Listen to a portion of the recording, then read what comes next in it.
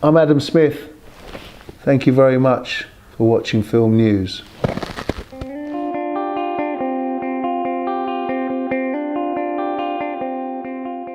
Adam Smith, it's great to see you. How you doing today? I'm alright, yeah. Good. Congratulations on your first feature, Trespass Against Us, a wonderfully human crime drama. Were you sold on the script straight away? I was, yeah. It was the most exciting script I'd ever read, actually. It really was, felt very fresh, very different, and it's, you know, got this huge heart, but it's funny, and it's also got these amazing car chases. So, yeah, it was unusual and unique. Yeah. I mean, you had a great cast to work with. Did any of the actors surprise you in any way? Did any of the actors surprise me? Yeah, lots of ways, in good ways, yeah. In what way? Who was the most surprising? Who was the most surprising? Give an example of... Well, I'll tell you a story about when we were casting Georgie Smith, who plays Tyson. We'd set the casting director the task of, instead of looking for kids that wanted to get into acting at schools, we asked her to ask for all the kids that had been excluded from class, which didn't go down very well with the headmaster and headmistresses of the various schools.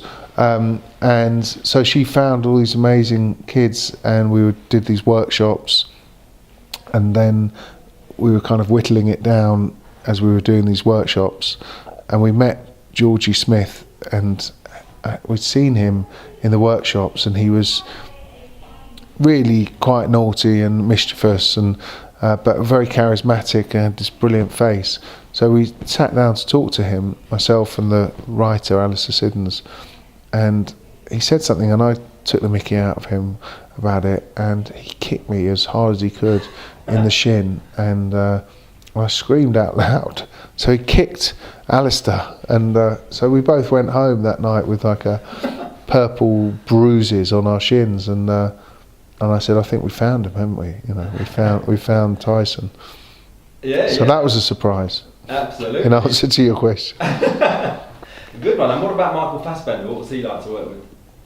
He's incredible. I mean, he's like a kind of athlete that's at the top of his game. You know, he's just really came so prepared. He did so much work. It's quite a specific accent in the film, which is not a kind of broad West Country accent. It's Gloucestershire, but there's a bit of Cheltenham kind of backstreet, so it has got a kind of clipped quality to it. And he was, he just knew who Chad was, you know. So it was just about trying my best to create the right environment for him to work in. Yeah. I mean, did you always have a clear vision of what you had to do? In terms of what? In terms of filming, directing. You're very specific. Yeah, I did. The stunt sequences were very meticulously storyboarded. The other stuff wasn't so much. I knew that there were certain ways I wanted to shoot certain scenes, but quite often you have that plan, and then the actors will do something, and you go, oh, well, actually, that's more interesting, so I need to shoot it like this. So a lot of the time it's kind of reacting. Yeah, were the stunt sequences problematic in any way? They weren't problematic, they were just quite challenging. I mean, the kind of the comedy stunt of Chad, who's Michael Fassbender's character in the film, hiding under a cow to avoid an infrared security camera. That was that provided some quite amusing conversations about, you know, technically how you get a cow to do what it's told, you know. Yeah. Was there a few takes then? That scene? No, the cow was very well behaved actually. Yeah. Could have gone wrong in a few. Yeah, it was a bit. I was worried when we were filming it. Because this woman was just. She was convinced that if you held the back of their feet, their back legs, that means they would never sit down. But she was right, you know. Luckily. Yeah, thankfully, yeah. When was it actually all filmed? It was filmed in it was it's all set in the Cotswolds. Yeah. So we couldn't afford to be in the Cotswolds the whole time, so we cheated the Chilterns to be the Cotswolds, and then we had 2 weeks up in the Cotswolds because I wanted to get that.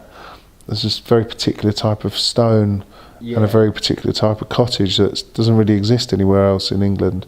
So we shot up there for 2 weeks, and we shot on as a horse fair in Stowe that we shot at. It was just as it was, you know. We shot for real. Excellent. And I mean, the children were excellent in the film. Did you have a different approach when working with kids? I think with kids, you kind of, again, it's about setting up, same as brilliant actors, it's kind of about setting up the right environment. So we worked at having, and you rely on the other actors to get the performances out of the kids. But what we did a few times was, rather than just starting filming, you know, saying action and expecting everyone to do their lines, we'd just start rolling, and then we'd do some improvisation. The actors would do some improvisation, and there'd be some kind of messing around, and then they'd drop the lines in, and then improvise for a bit, and then drop the lines in. So there was a bit of that going on. Excellent. And did you have any other films in mind when you were, in the process? Only really for the chase sequences. I looked at a lot of 70s films like The Driver. You've seen The Driver, and Vanishing Point, and those sort of films which felt more like they captured what it's like to be in a car chase. It was very realistic, I have to admit, and you always felt that you were going to hit something at some point with the grass, obviously. Yeah, no, cleverly done. And I mean, do you have much of an understanding of that sort of the world of the characters? Well, I'd done quite a lot of research with the writer, spending some time with the family that it was inspired by. So yeah, I'd stayed up with them and gone on various visits, drunk a lot of tea with them. They like tea served in pint glasses, plastic pint glasses. Yeah. I mean, the Chemical Brothers scored part of the soundtrack. I know you've got a long-standing relationship with them. Tell us about that and how that all worked. Well, it was Tom Rowlands from the Chemical Brothers, and when I read the script and I was thinking about what the score would be, it felt like the script had such an energy and such a sense of anarchy and chaos, but also this really heartfelt emotion and some real darkness as well, and those all seemed like characteristics that are very much in the Chemical Brothers music.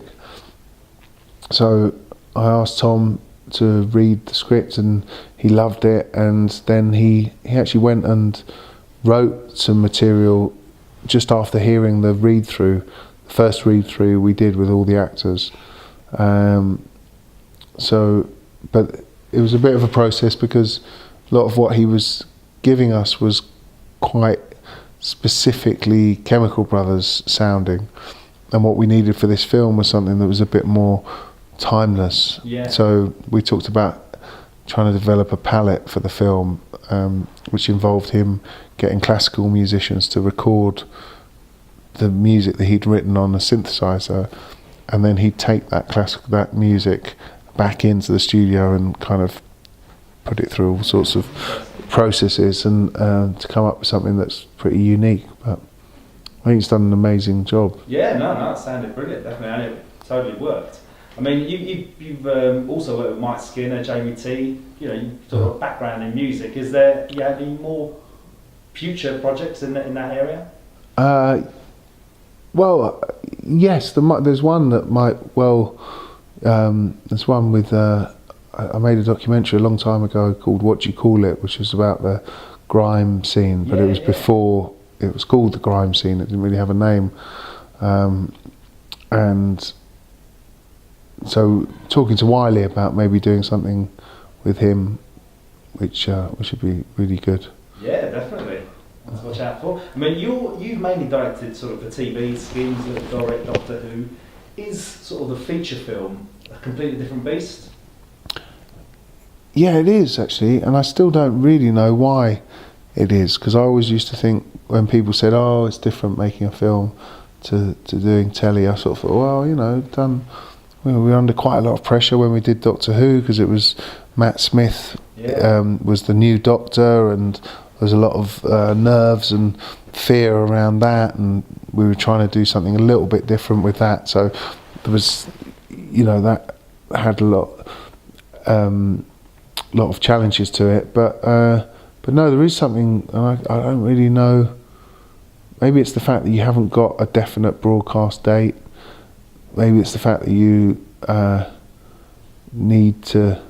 There's a pressure to make the money back that people have invested into the film, you know, which you can't really get in the way of what you're doing, because you've just got to be true to your own sort of creative vision for it. Otherwise, you know, my experience, when you start doing stuff to please other people, that's when it doesn't work so well. So. Yeah.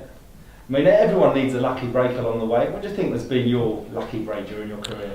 I've had loads, actually. I've had, I mean, rather than breaks, they've been where people have supported me. Like actually, Mike Skinner from the Streets, I'd done some visuals for him, and he asked me to make a music video, and it was quite a big budget at the time when you used to get decent budget videos, and he demanded that the record company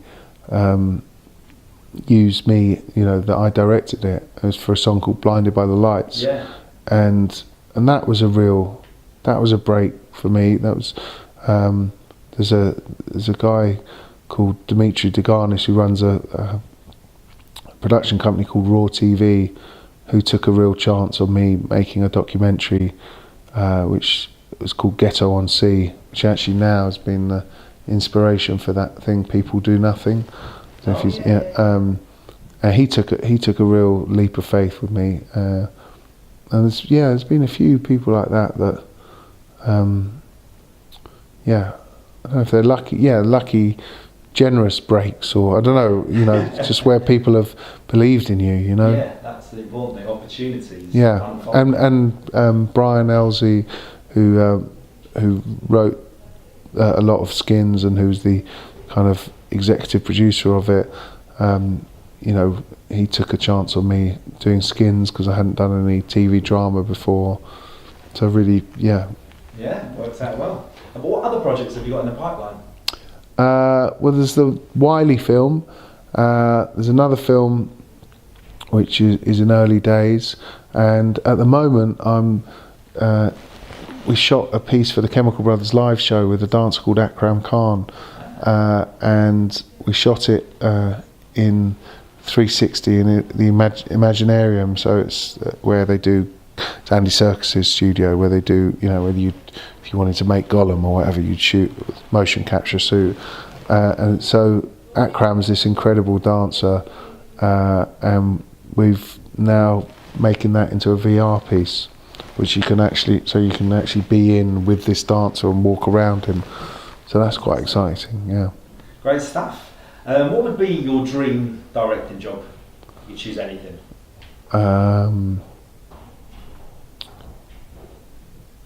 I don't know, actually. Sorry, I don't know. I mean, you know, I don't know.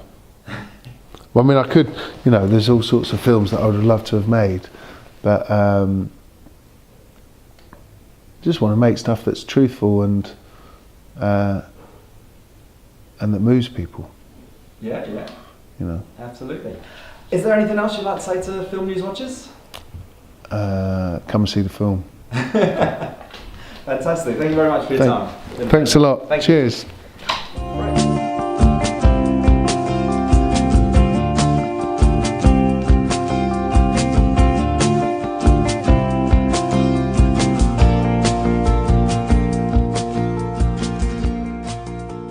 Fantastic. That's good. Yeah.